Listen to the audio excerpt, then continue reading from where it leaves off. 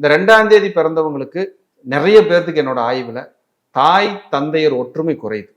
இல்ல அம்மா அப்பா இல்ல, அம்மா மட்டும்தான் இருக்காங்க அப்படிங்கிற மாதிரியான லைஃப் ஸ்டைல் சிலருக்கு.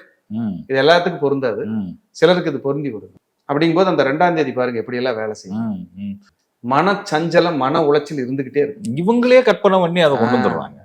ஒரு சின்ன கட்டி வரும், போச்சு. அநேகமா கேன்சர் கட்டியத்தான் இருக்கு வாய்ப்பு.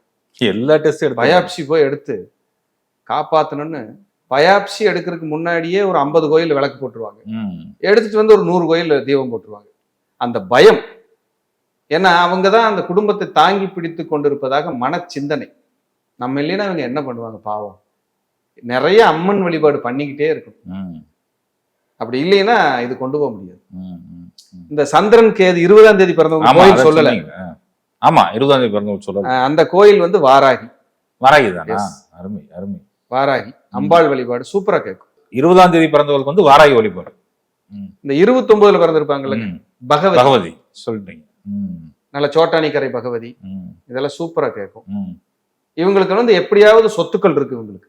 29 ஐயா நீங்க யாராவது இடம் வாங்கணும், உங்களுக்கு ஒரு இடம் விற்கணும், இந்த 29ஆம் தேதியில யாராவது பிறந்திருப்பாங்க, அவங்களுக்கு கூட கூட்டு போங்க. ஒரு வைப், ஒரு அதிர்ஷ்டம். இந்த கும்பத்துக்காரங்களை கூட்டு போனா நடக்குன்ற மாதிரி. இந்த 29ஆம் தேதி சந்திரன் செவ்வாய் இல்லையா, ஒரு இடத்த வித்து வாங்குறது, ஒரு இடம் வேல்யூபிளா இருக்கிறது. இந்த 29 சரி நான் ஒரு இடம் வாங்குறேன், நான் எனக்கு நிலைச்சு நிக்கணும்னா 29ஆம் தேதி நீங்க இடம் வாங்கலாம். இல்ல பிளாட் நம்பர் 29 அருமையா சொல்லிட்டீங்க. பிளாட் நம்பர் 29 ஓகே, சூப்பரா வேலை செய்யும். சூப்பருங்க, சூப்பர். இதெல்லாம் வந்து இவங்களுக்கு வந்து அது சந்திரமங்கல யோகமா வேலை செய்யும். இந்த 29 வந்துருச்சுனாலே அன்னதரித்திரம் ஆடை தரித்திரம் இல்லாத வாழ்க்கை. சாப்பாட்டுக்கு ட்ரெஸ்ஸுக்கு தங்குறதுக்கு பஞ்சம் இல்லை. யாரு வந்தாலும் 10 பேருக்கு சோறு போடுவேன், கடவுள் நல்லாதான் என்ன வச்சிருக்காரு அப்படின்னு சொல்ற லைஃப். நிச்சயமா நிச்சயமா. இந்த 20ஆம் தேதிக்காரங்க இருக்காங்க பாருங்க, நீங்க எவ்வளவு ஆறுதல் சொன்னாலும் மறுபடியும் அப்படி போய் ஒரு டீ சாப்பிட்டு வந்து எனக்கு என்னமோ ஒரு நம்பிக்கை இல்ல நடக்குமா அப்படிம்பாங்க. இவங்களுக்கெல்லாம் ஜோசியம் சொல்லி திருப்திப்படுத்தவே முடியாது. எல்லாத்தையும் பார்ப்பாங்க, சந்தேக கண்ணாவே தான் இருக்கு அவங்க மைண்டு. அதாவது சந்தேக கண்ணுன்னா நடந்துருமா நடக்காதா, நல்லது வந்துருமா வராதா. ஆனால் இந்த 20ஆம் தேதி பிறந்தவங்க இருக்காங்கல்ல, இந்த 2ஆம் தேதியிலேயே 20ஆம் தேதி பிறந்தவங்க இருப்பாங்கல்ல, தலை சிறந்த குரு பக்தி உடையவர்கள்.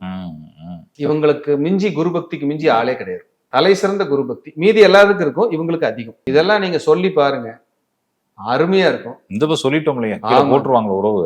11ஆம் தேதி பிறந்தவங்களுக்கு கண் பாதிப்பு வரும், கவனம். கண் பாதிப்பு கொஞ்சம் வயசுல வருமாங்க, சின்ன வயசுலயே கண் பாதிப்புகள் வரும்.